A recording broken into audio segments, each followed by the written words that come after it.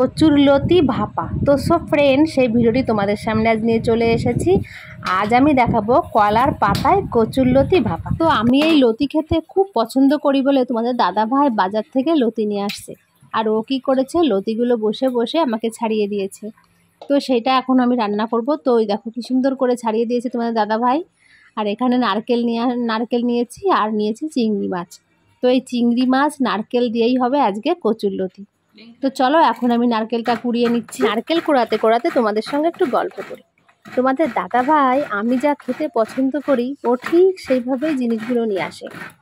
তো ওর বিশেষ করে শরীর খারাপ, কিন্তু আমি যেটা খেতে চাই ও ঠিক যেভাবে পারে ম্যানেজ করে আমার জন্য নিয়ে আসে। তো মানে ওর যা শরীরের কন্ডিশন, তাতে কখন কি হবে আমি কিছুই বলতে পারছি না। এখন দেখছি শরীর খারাপটা খুব পরিমাণে বেড়েছে, হাত পাও ফুলে গেছে। আমি এই কষ্ট করে বাড়ি আসি, আর আমি এসে খুব কষ্ট হয়ে যায়, কাজ থেকে বাড়ি আসি, আর ও আমাকে হাতে হাতে সব কিছু গুছিয়ে দেয়। আমার যেহেতু কষ্ট হয় বলে ও সব কিছু রেডি করে দিয়েছে আমাকে। এখানে আমি রান্না বান্না করব, কলার পাতার থেকে শুরু করে লতি কাটার থেকে শুরু করে সব কিছুই ও গুছিয়ে দিয়েছে। যাই হোক, চলো অনেক কথা হলো।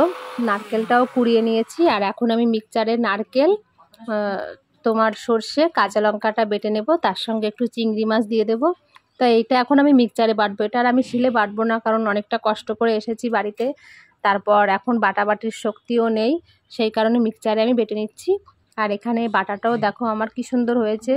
তো বাটাটা বেশ ভালো একটা গন্ধ বেরিয়েছে, যেহেতু নারকেল দিয়েছি, চিংড়ি মাছ দিয়েছি, সেটার খুব সুন্দর একটা গন্ধ বেরিয়েছে। তো এখন বাটাটা তো কমপ্লিট হলো, আর এদিকে লতিগুলো এখন একটু জল ভাপা দিয়ে নেব। কারণ কি, লতিগুলো যদি একটু চুলকাবে না যদিও অবশ্য, তবু একটু কী বলো তো, জল ভাপা দিলে না ভালো হবে। লতিটা হালকা একটু উষ্ণ গরম জলে আর একটু নুন ফেলে দিয়েছি, সেটা এখন ভাপিয়ে নেব। তো লতিটা দেখে বেশ ভালোই মনে হচ্ছে। আর লতিটা এখন ভাপানো মানে জল ভাপা দেওয়া হয়ে গেছে, তো ওটা এখন নামিয়ে নিয়েছি। আর তোমাদের দাদাভাই বেশ সুন্দর সুন্দর কলার পাতা নিয়ে আসছে, বেশ কচি কচি আছে পাতাগুলো, দেখে মনে হচ্ছে নরমও আছে।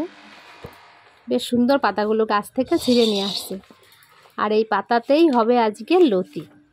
তো চলো কিভাবে লতিটা এখন বসাবো সেটাই তোমাদের এখন আমি দেখাবো। তোমাদের দাদা ভাইয়ের এটা টিপস। আমি কলার পাতায় করতে চেয়েছিলাম, কিন্তু তোমাদের দাদাভাই বলছে কড়াইতে না কিন্তু নোংরা লাগবে না, তো সেই কড়াইটা পুড়বেও না। তো সেই কারণে ফার্স্ট দিয়েছে একটা কাগজের উপরে দিয়েছে, তারপর কলার পাতা। তো এইভাবেই বলছে তোমাদের দাদাভাই করতে, তো আমি সেইভাবেই করলাম। আমি বলেছিলাম যে কাগজটা দিতে হবে না, কলার পাতাতেই করি। বলছে না তুমি দাও, কড়াইটা পরিষ্কার থাকবে। আমাদের দাদাভাইয়ের কথাই মেনে নিয়েছি। তো এখন আমি গামলার ভিতরে লতিটা নিয়ে আসছি, আর এই যে মশলাটা আমি গ্রাইন্ড করেছিলাম সেটা এখন দিয়ে দেব। তো অনেকটা মশলা হয়ে গেছে লতি হিসাবে, কিন্তু অতটা মশলা আমি দেব না, কিছুটা মশলা রেখে দেব, অতটা আমার দেওয়ার প্রয়োজন নেই।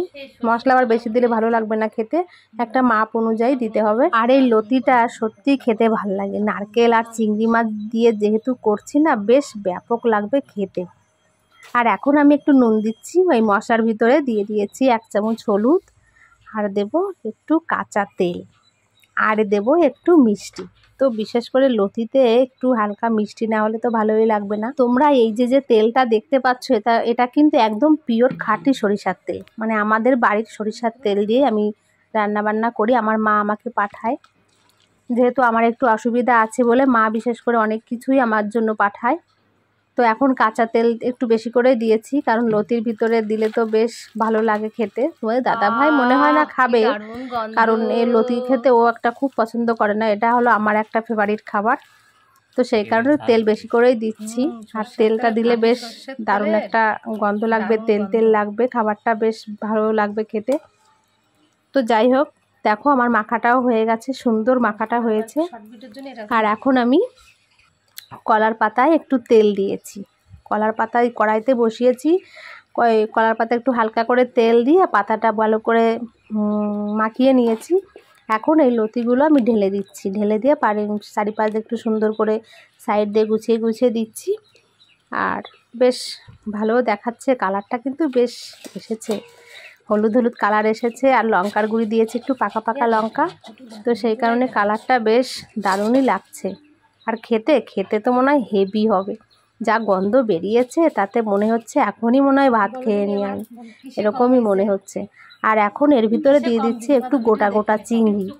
আর গোটা গোটা চিংড়ি, যেহেতু চিংড়িটা আমি বেটে দিয়েছি আর কিছুটা চিংড়িও আমি গোটা দিয়েছি।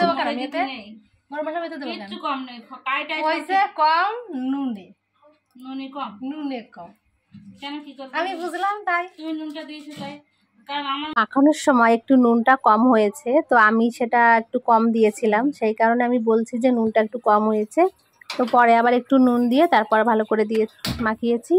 আর এখন আমি কড়াইটা ধরে নিয়ে যাচ্ছি গ্যাসের উপরে, গ্যাসটা জ্বালিয়ে দিয়েছি আর ঢাকা দিয়ে দিচ্ছি। এখন আমি ঢাকা দিয়ে আস্তে আস্তে লতি ভাপাটা হবে। তো লতি ভাপাটা এইভাবে রান্না করে দেখবে তোমরা, আশা করি খুব ভালো লাগবে খেতে। যারা যারা লতি খেতে পছন্দ করো তাদের জন্য তো এই রেসিপিটা খুবই জমজমাট একটা রেসিপি। তো খেতে বেশ দারুণ লাগে এই লতিটা। আর আমার এই ভিডিওটি তোমাদের কাছে কেমন লেগেছে, বিশেষ করে এই লতি ভাপাটা, তো সবাই আমাকে একটু অবশ্যই জানাবে। তো চলো এখন আমি ঢাকাটা খুলে দেখি লতি ভাপাটা কেমন হয়েছে। তো বেশ লতি ভাপাটা জমে গেছে। তো এখন আমি গরম গরম পরিবেশন করব।